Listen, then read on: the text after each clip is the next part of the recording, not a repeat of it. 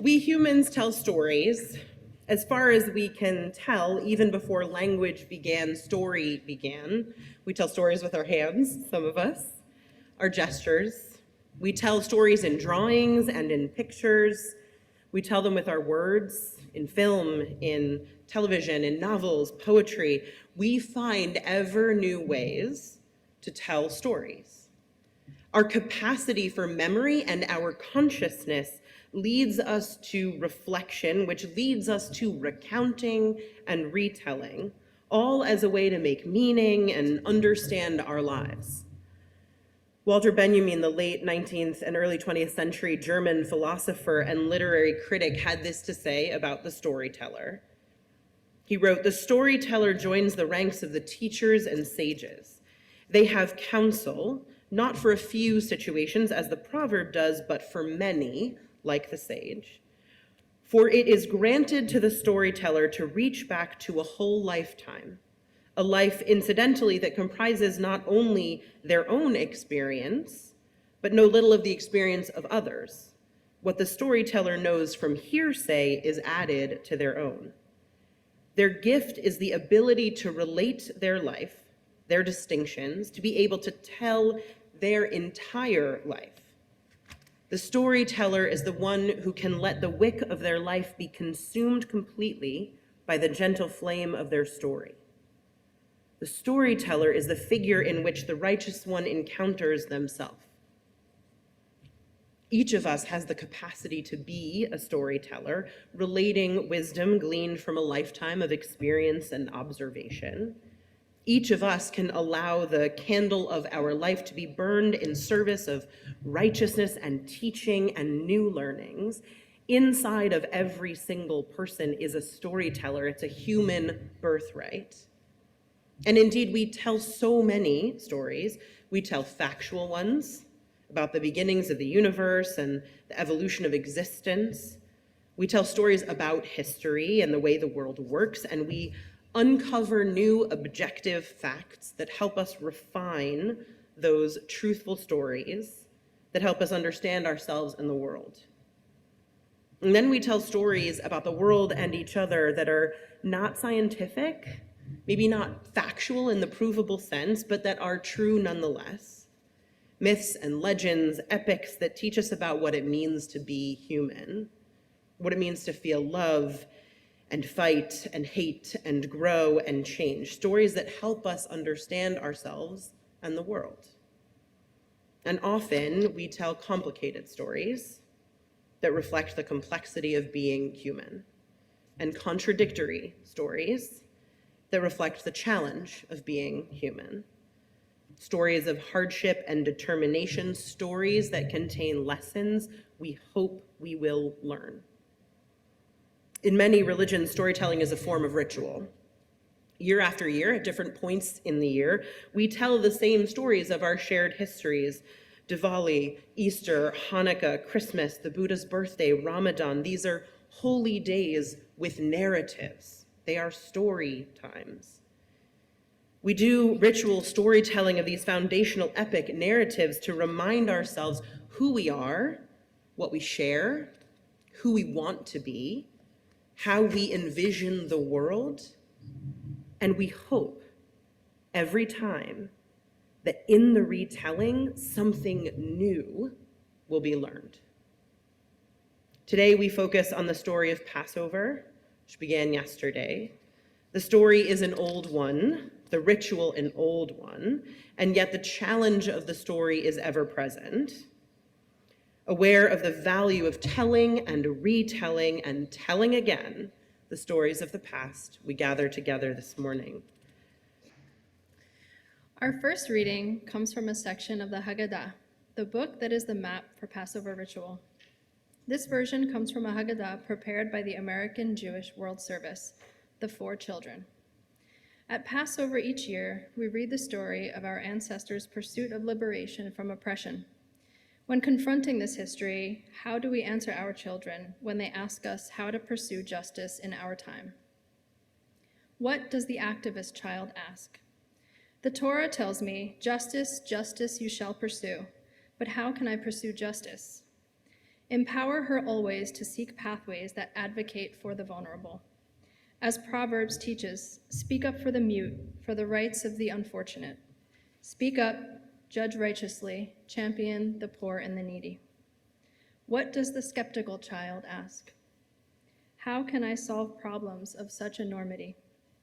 Encourage him by explaining that he need not solve the problems.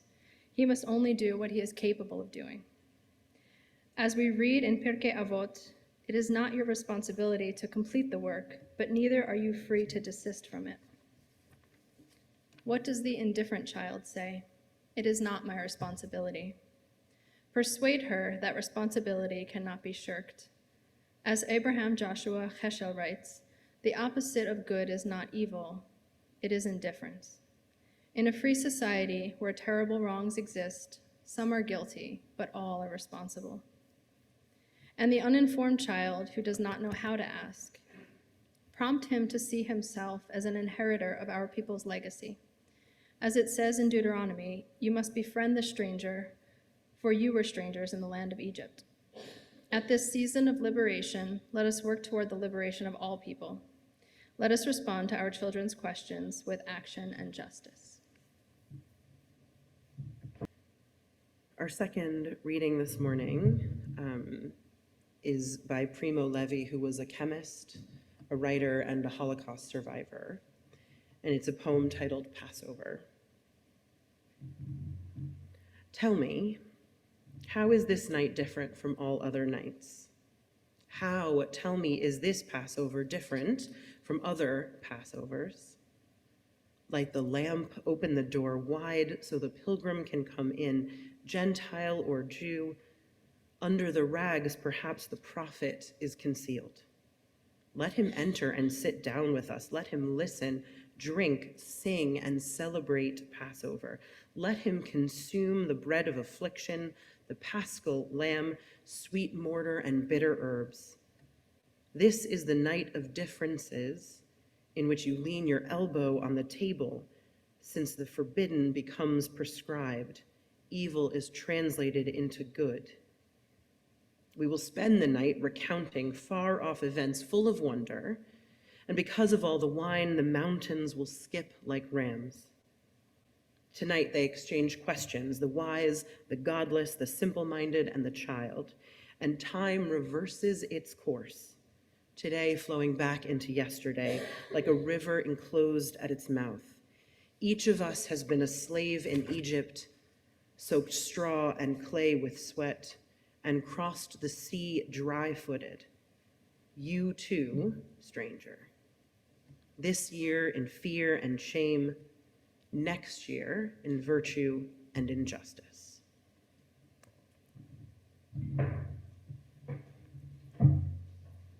I know I have shared with you how much I loved Passover as a child. My maternal grandfather, whose family had come from Russia at the turn of the century, 20th century, to escape the pogroms, was Jewish. And having married a Methodist, my maternal grandmother, they embraced identities and holidays from both sides of the family, and that continued into my generation, and it's continuing with my own children.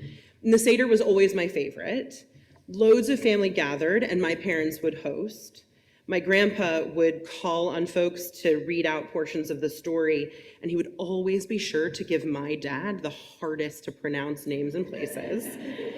And my mom would be running in and out of the kitchen to get all of the different parts of the meal onto the table for everyone. And we would fumble through the songs because none of us are singers. And half the table would speak the prayers in Hebrew and half would speak them in English. And there was something mysterious and thrilling and larger than life about my childhood experience of the Seder. As long as it was, and if you have been to a Seder, you know they can be very long, I loved it. It made me feel connected to my family, to my history, to some deep truths of my own heart. The story of Passover is one of the most well-known stories of liberation in the world. It has a long and impressive history, even beyond its place in the Seder. It has seeded movements for liberation the world over. We talked about liberation theology a few weeks ago, right? That is central to that interpretation. It's given hope for millennia. We tell stories of our collective lives and our individual lives because stories are inherently powerful, and it isn't enough to tell them once. This particular story begins with the Jewish people enslaved in Egypt.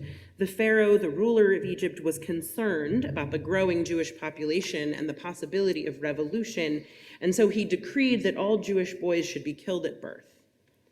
One woman manages to hide her child along the banks of the Nile, but after about 3 months, she was like, I can't sustain this, and so she floats him down the river. And he's found and he's adopted by Pharaoh's own daughter. This child, Moses, is raised in the court of the Pharaoh. And when he's grown, Moses goes out one day and he sees an Egyptian beating an enslaved Hebrew. And he kills the Egyptian, and then he flees out of fear. And out beyond Egypt, he meets a Jewish high priest. He marries the priest's daughter, and eventually he encounters God in the burning bush. Before this flaming bit of flora, the story tells us that God hears the cries of the people of Israel, hears their moans and their wails as they endure enslavement. God remembers the covenant that he has made and decides to do something about the pain of the people. So God tells Moses to go and liberate the Jewish people, and Moses says no, and God insists and agrees to send along Aaron, Moses' more eloquent brother. And so together they go to the court and they demand that the Pharaoh free the Jewish people. And the Pharaoh says, no, why would I? So then the God of the Jews is not happy, and he sends a series of plagues to punish the Egyptians for their unjust treatment of the Jews. God makes the water turn to blood, brings frogs, lice, flies, livestock pestilence, boils, hail, locusts, and darkness. And after each plague, Moses reiterates the request that the Pharaoh release the people, and each time the Pharaoh refuses, we are told his heart as hard as stone. Pushed to the limit, God brings the final plague, the killing of the firstborn of every household in Egypt. Except there's a special plan for the Jews who live in Egypt. God instructs them to slaughter their best lamb or goat and to use the blood to paint a mark on their doors as a sign. That night, the firstborn of every house that does not have the blood of an animal painted on its door dies, including the Pharaoh's son. In the face of this plague, the Pharaoh finally relents, and he releases the Jewish people from their servitude. The Jewish people leave in haste, lest the Pharaoh change his mind. The Jews have thus been liberated, and every year, Jewish people celebrate God's passing over their house and liberating them from servitude by telling the story, eating ritual foods, gathering together. First, we're encouraged to invite in non-Jews, strangers, to share the story and the ritual with us. This is not a celebration only for Jewish folks. We have a plate with ritual objects so we can explain to one another again what they all mean. We eat bitter herbs to remember the bitterness of slavery. We dip parsley in salt water to remember the taste of our tears. For the naming of each plague, we put a droplet of wine onto our plates. We eat an apple mixture designed to resemble the materials we were made to build the structures of Egypt with while enslaved. We eat matzah because when it was time to flee, the bread hadn't leavened yet. We enact all these ritual moments with words and food and gestures, telling the story in so many different ways to remember that we were there. And that is a key part.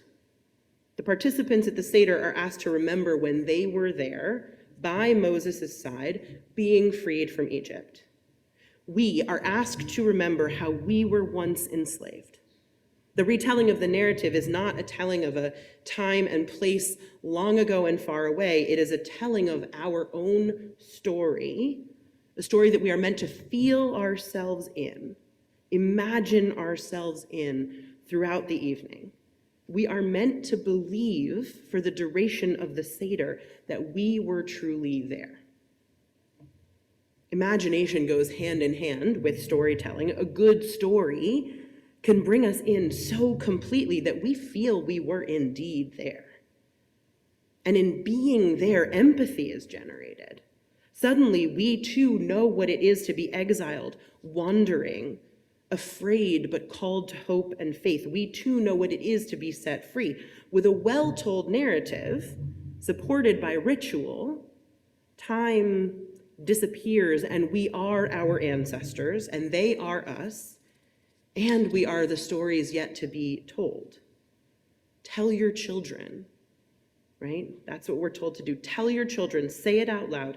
I was among those brought out of slavery and into freedom.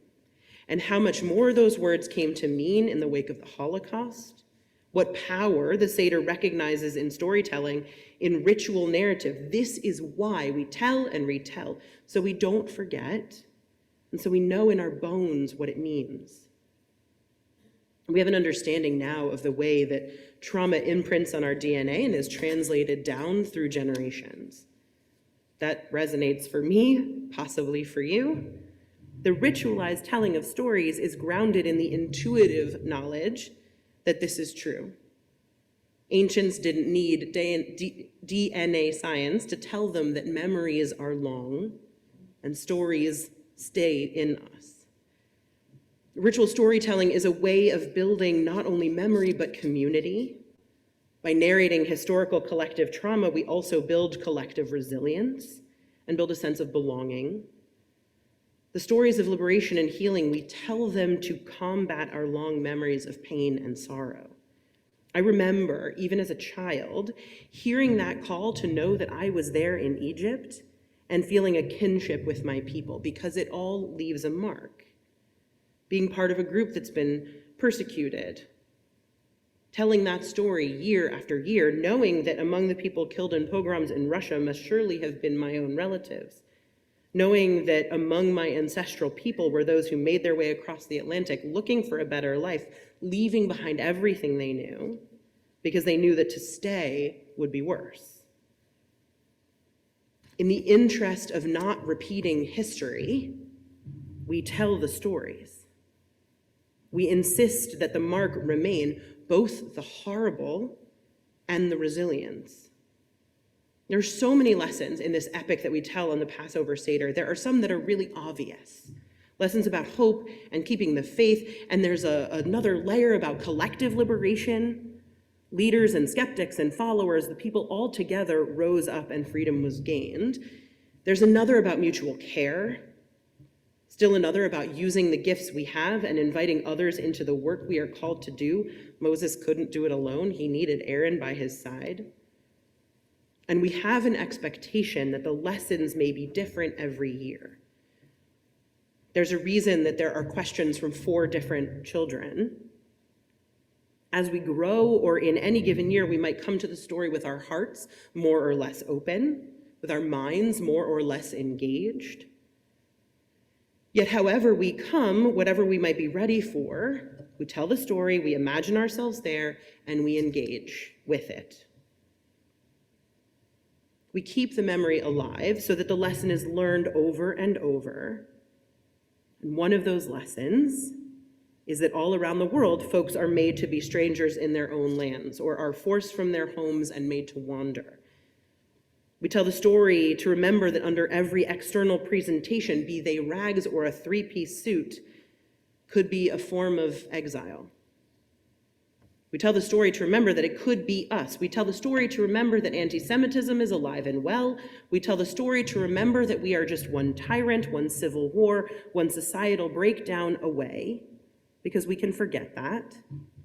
We can live into our privilege and forget that but for our birth or the social contract or the democratic process, but for the work of liberation being enacted at great peril by so many, we could be living with the same fear, the same violence, the same horror and danger that we hear in the story. This year, the lesson that I am confronted with, the challenge of this story that I am confronted with is a bit different than in past years.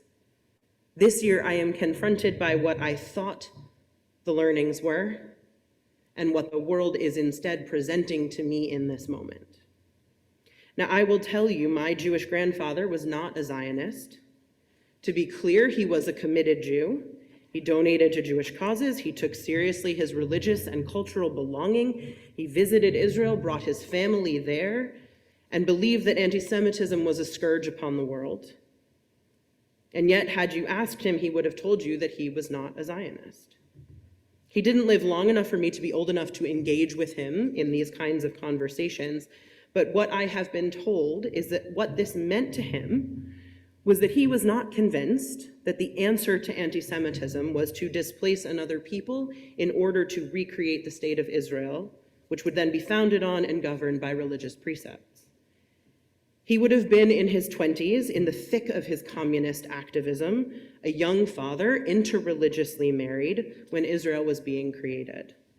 And these were his views. He believed absolutely that it was possible to be a Jew, a devoted one, and to critique the creation of Israel. And that remains a core belief in my family. And it extends in all directions. We can be committed Americans and critique this nation that we share. We can be proud inheritors of our Jewish faith and tradition and critique the actions of a political party. We can be loving and connected family members and not always love everything everyone does. That is the freedom and the difficulty of humanity. And this is a truth that I keep saying over and over to anyone who listened to me. Both things can be true.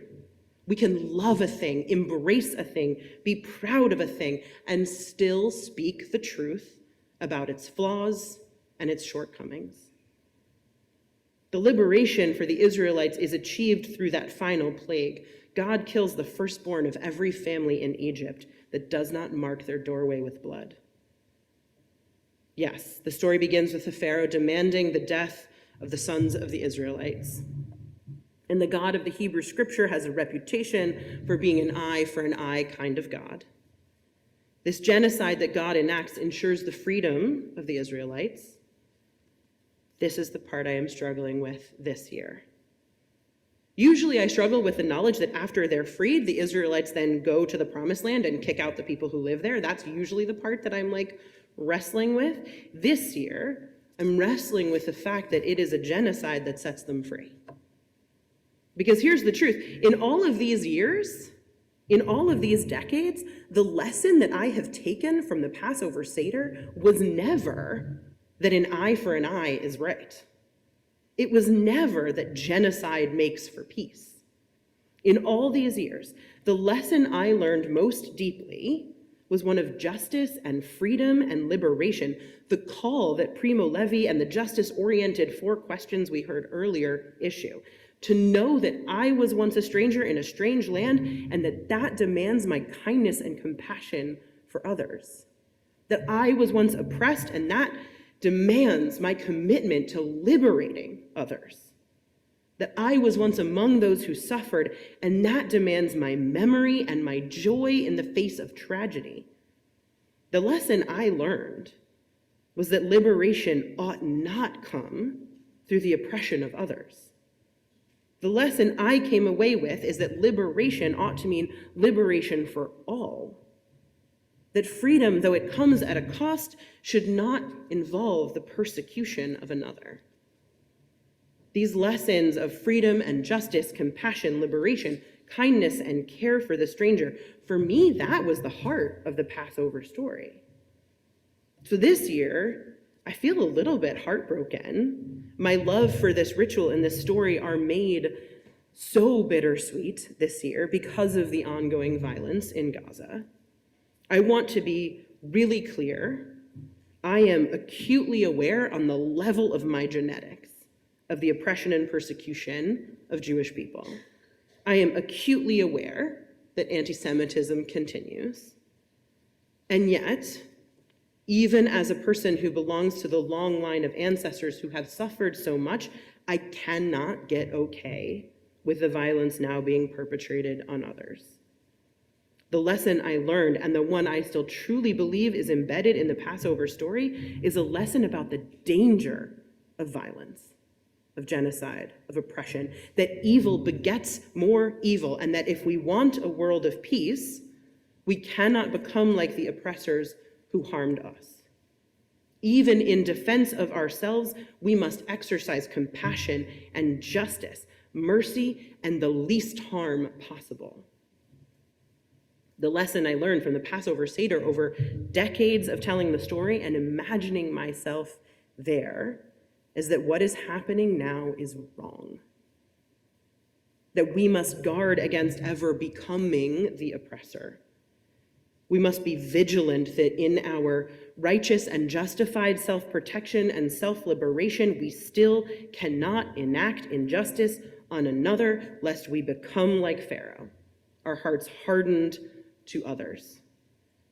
The lesson I learned is that we have to tell our stories and keep our hearts open and invite in the stranger and be careful and intentional in our pursuit of freedom. We say at the Passover Seder next year in Jerusalem, and many of us don't mean it literally. Certainly in my family, we don't mean next year in the geopolitical state of Israel. We mean next year in a world without the pain of exile. Next year in a world of freedom and liberation. Next year in a world of gentleness.